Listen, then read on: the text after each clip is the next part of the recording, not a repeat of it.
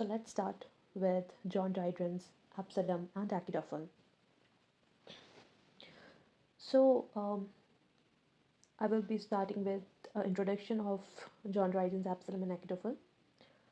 So basically, John Dryden's Absalom and Achitophel is one of the finest example of political satire in English literature, and it clearly shows how biblical allegory is used to criticize contemporary political leadership and dissent during the Restoration period.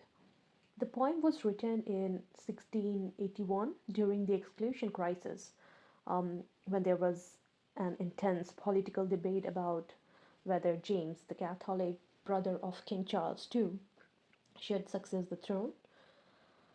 So, Dryden uses characters and events from the Bible to represent real political figures and situations, making the poem both safe from direct accusation and powerful in its criticism. The biblical story Dryden uses comes from the Old Testament, where Absalom, the beloved son of King David, rebels against his father with the encouragement of Achitophel. In the poem, King David represents King Charles II, um, whereas Absalom represents the Duke of Monmouth, who is the king's illegitimate but populous son. And Achitophel represents the Earl of Shaftesbury, the leader of Whig party. By using this allegory, Dryden presents contemporary politics as a moral and religious issue rather than just a political one. Dryden attacks political dissent by showing it as a dangerous ambition rather than genuine concern for the nation. Achitophel is portrayed as clever but evil, a man who uses intelligence only for personal gain. Dryden describes him as one who could plead the cause of God or man, showing his ability to manipulate religion and law for selfish purposes. This clearly reflects Dryden's criticism of Shaftesbury, who he saw as a threat to monarchy and national stability. On the other hand, Absalom is shown as charming and lovable but weak. Dryden does not make him completely evil, which reflects the Restoration belief in mercy and order.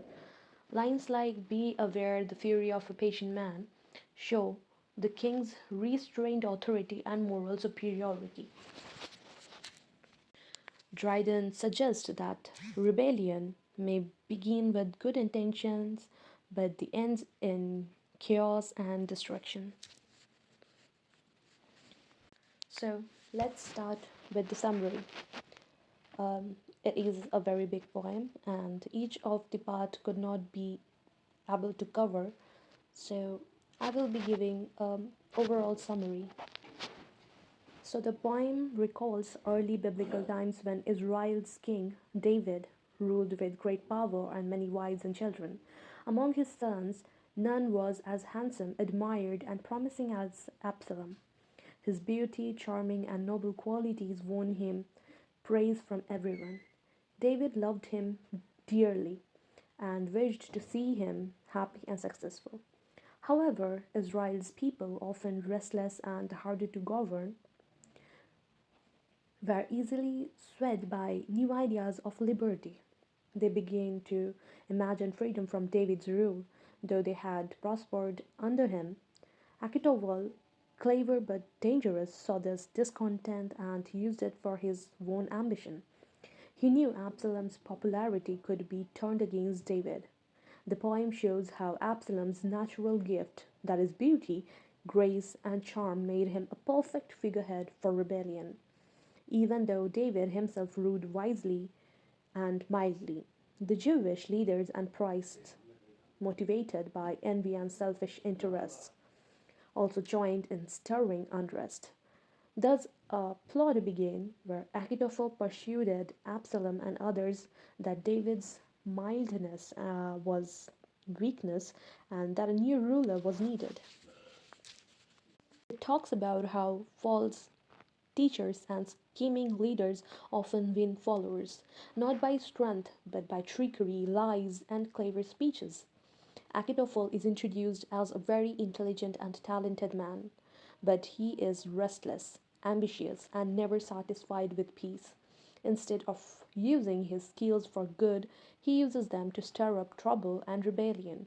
He envies true leaders like King David, who represents King Charles II, and wishes for power himself.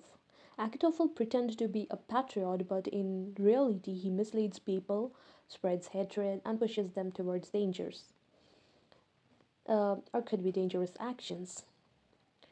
The poet warns that such selfish and dishonest leaders are harmful to the nation because they care more about personal ambitions rather than loyalty or peace. So, in the second last part, the poet talks about how the people of Israel admired King David, but also grew restless and easily swayed by pride, ambition, and flattery. Achitophel started encouraging Absalom to think about becoming king. He tells Absalom that the people are unhappy, that David is old, and that they need a younger leader full of energy. Achitophel flatters Absalom by praising his looks, charms, and noble spirit, and says the people love him already. He also argues that ambition is natural and that God gave Absalom these gifts for a reason, so he should not waste them. In short, Achitophel tempting Absalom to rebel and seize power. And the last part, we see Achitophel continues his persuasion. He says that when David dies, Absalom might be pushed aside because of the law of succession, which could forever David's which could favor David's other son, that is Solomon. He paints a picture of how unfair it would be for Absalom's talent to be wasted and for him to live in poverty or shame while others rule. He warns that kingship could slip away if Absalom does not act. Achitophel argues that power should not be blindly passed down, it should go to the strongest leader. He pushes Absalom to think about justice, ambition, and nature's law of self defense, saying it is natural for him to fight for his rightful place. In simple words, Achitophel is pressuring Absalom to rise up against David before it's too late. So, yes, in Dryden's Absalom and Achitophel, um, we see that Absalom is not dead.